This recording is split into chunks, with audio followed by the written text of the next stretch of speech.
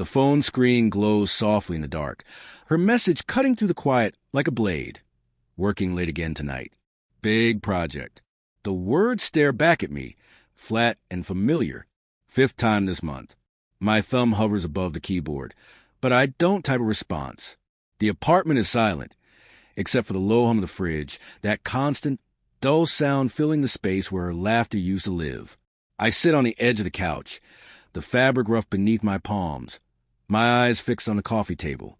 Her mug from this morning still sits there, half empty, a faint pink curve of lipstick on the rim. I want to believe her.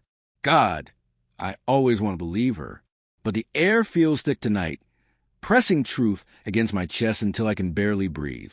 The clock ticks past 8. Outside, the city is alive.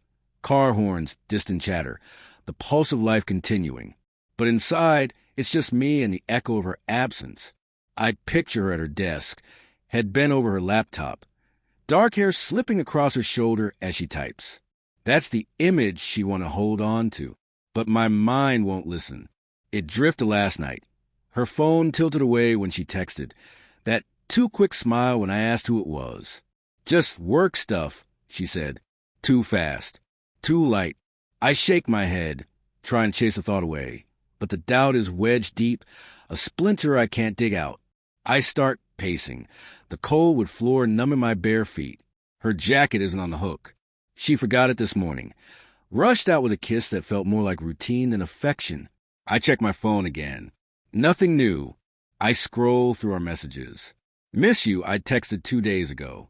Miss you too, she'd replied. 3 hours later. The words hollow, like an echo of something that used to mean more. I tell myself I'm imagining things. Work's been rough. She said her promotion depends on this project. But still, the splinter twists deeper. When did I stop being part of her plans? The faint smell of pasta lingers from dinner. The one I made hoping she'd be home. The plates sit untouched in the sink, sauce drying. I pour a glass of water. The drip of the faucet absurdly loud in the quiet. I think about calling her, but what would I say? Are you really at the office? It feels like betrayal to even think it. Yet her absence feels like one too. I set the glass down too hard. Water splashes across the counter. My reflection in the window catches my eye, tired, clenched, unraveling. I sit down again, open my laptop, try to focus on work. Emails blur together. My mind keeps drifting to her, to us.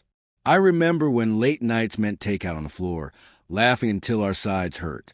She'd rest her head on my shoulder, tracing lazy shapes on my arm. Now, that memory feels like something I made up. I open a browser. My fingers hesitate before typing her company's name. Maybe there's some update about this big project. But instead, I end up on her coworker Mark's social media. The one she mentions too often, always with that forced laugh. His profile is public. There's a new photo from tonight. A bar, neon lights, co-workers smiling. And there she is in the background, her smile bright, her hand on his arm. My stomach drops. The room seems to tilt. I zoom in. It's her. The navy blouse she wore this morning. The one she said she'd change out of because it was too stuffy for work. I close the laptop, my hands shaking. It's nothing, I tell myself. A team outing. Last minute. But the splinter isn't a splinter anymore. It's a knife. I grab my phone and type. How's work going? Delete. Too obvious. I try again. Hope you're surviving the project. Want me to save you some dinner? I hit send before I can talk myself out of it. Delivered. Not read.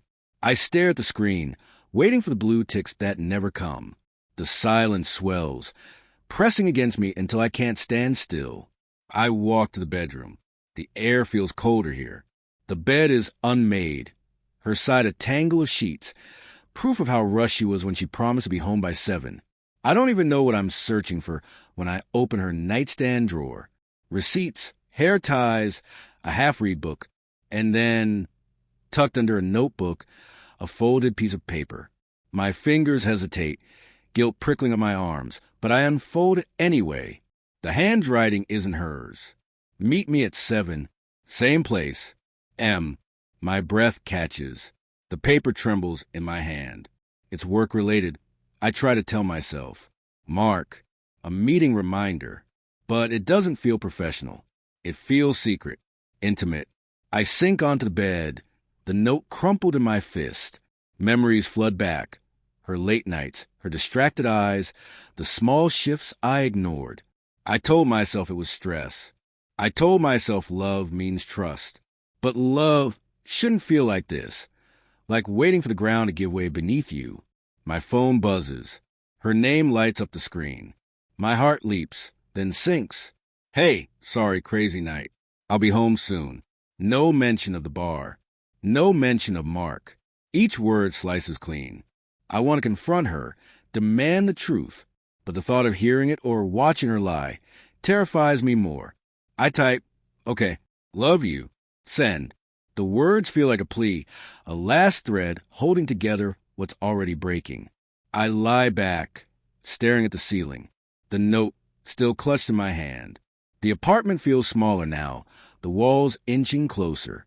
I imagine her walking in soon, that bright but guarded smile, the soft excuses ready, and me, sitting there, pretending not to see the cracks. Because losing her might hurt worse than this doubt. But somewhere deep down I know the truth is coming, slow, certain, like a storm rolling in. And when it hits, nothing will be left standing. Time passes strangely, minutes or hours, I can't tell. Then the front door clicks open. Her footsteps are soft, hesitant. Hey, she calls, her voice warm but strained. I don't answer. I can't. The note burns against my palm. The weight of her lie presses into my chest. She steps into the doorway, her silhouette framed by the light. For a fleeting second, I see the woman I fell in love with. Then I see what's behind her eyes. Guilt, fear, something unspoken. You okay? She whispers. I lift the note, my hand steady despite the chaos inside me.